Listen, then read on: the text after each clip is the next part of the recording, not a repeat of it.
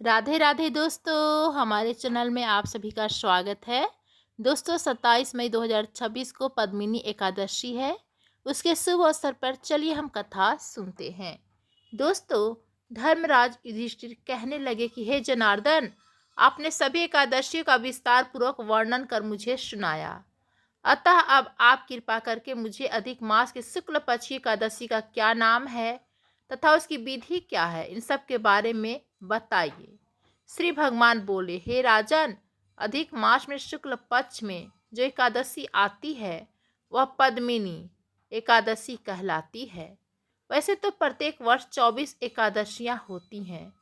जब अधिक मास या मलमास आता है तो इनकी संख्या बढ़कर 26 हो जाती है। अधिक मास या मलमास को जोड़कर वर्ष में 26 एकादशियां होती हैं। अधिक मास में 2 एकादशियां होती हैं, जो पद्मिनी एकादशी शुक्ल पक्ष और परमा एकादशी कृष्ण पक्ष के नाम से जानी जाती है। यह एकादशी करने के लिए दशमी के दिन व्रत का आरंभ करके कांसे के पात्र में जो जौ चावल आदि का भोजन करें तथा नमक खाएं, भूमि पर सोएं और ब्रह्मचार्य व्रत का पालन करें। एकादशी के दिन ब्रह्म मुहूर्त में शौच आदि से निवृत्त हो दंत धावन करें और जल के 12 कुल्ले करके शुद्ध हो जाएं। सूर्य उदय होने के पूर्व उत्तम तीर्थ में स्नान करने जाएं। इसमें गोबर, मिट्टी, तिल तथा कुशा व आंवले के चूर्ण से विधि पूर्वक स्नान करें। श्वेत वस्त्र धारण करके भगवान विष्णु के मंदिर जाकर पूजा अर्चना करें। त्रेता युग में महिष्मतिपुरी नामक राज में कीर्तवीर्य नामक प्रतापी राजा राज्य करता था। नरेश कीर्तवीर्य महान योद्धा थे। उन्होंने आसपास के नरेशों को परास्त कर अपने साम्राज्य का विस्तार किया था। इस वजह से उनकी एक से अधिक भार्या थी, किंतु सभी निसंतान थे। संतान प्राप्ति के लिए राजा कीर्तवीर्य ने देवी देवता की पूजा उपासना की, वैद्य और चिकित्सक से भी सलाह ली। इसके बावजूद संतान की प्राप्ति नहीं हुई। ये सोचकर नरेश कीर्तवीर्य ने कठोर तपस्या करने का निश्चय किया।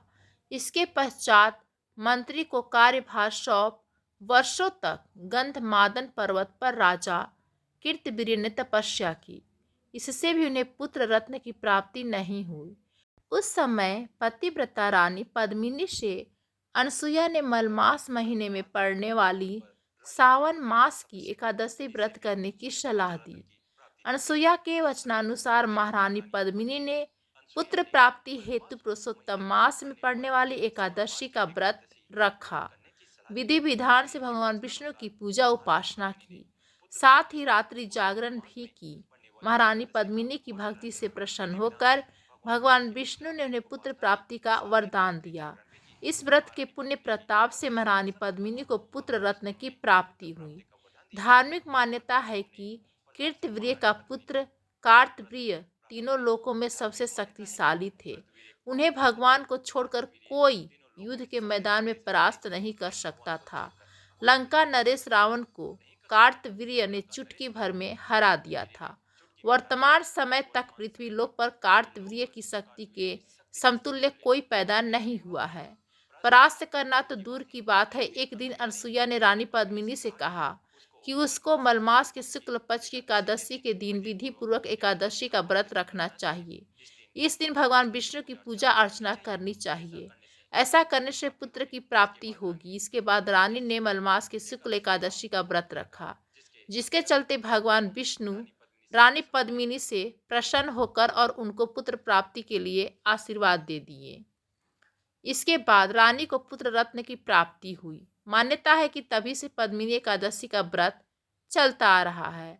मान्यता है कि पद्मिनी एकादशी का व्रत वंश बढ़ोतरी के लिए भी रखा जाता है। पद्मिनी एकादशी व्रत पूजा विधि चलिए जानते हैं। पद्मिनी एकादशी के दिन मनुष्य को जल्दी सूर्योदय से पहले स्नान इत्यादि करके व्रत रखने का प्रण लेना चाहिए। उसके बाद अपने घर के मंदिर में या विष्णु भगवान के मंदिर में जाकर भगवान विष्णु और माता लक्ष्मी की पूजा अर्चना करनी चाहिए।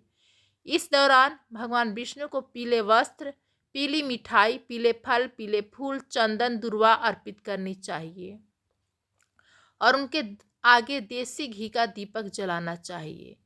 एकादशी के दिन करे ये काम। दोस्तों, एकादशी के दिन व्रत रखने वाले मनुष्य को पूरा दिन बिना अन्न के रहना होता है।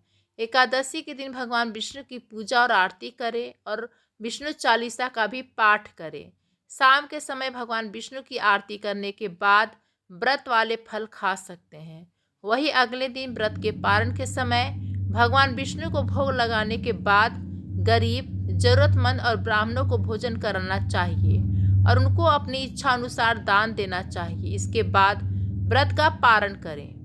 पद्मिनी एकादशी का व्रत करने से व्यक्ति की मनोकामना पूरी होती है। श्री कृष्ण भगवान ने अर्जुन को इस व्रत का महत्व बताते हुए कहा था कि जो व्यक्ति पद्मिनी एकादशी का व्रत करता है उसके मन से सभी तरह के विकार दूर हो जाते हैं। व्यक्ति की आत्मा शुद्ध और पवित्र हो जाती है। पद्मिनी एकादशी व्रत करने से व्यक्ति को समाज में पद प्रतिष्ठा प्राप्त होती है। इस व्रत के प्रभाव से व्यक्ति को कई यज्ञों के समान पुण्य प्राप्त होता है। मरने के बाद व्यक्ति को वैकुंठ स्थान मिलता है। तो दोस्तों, ये थी पद्मिनी एकादशी की जानकारी और कथा।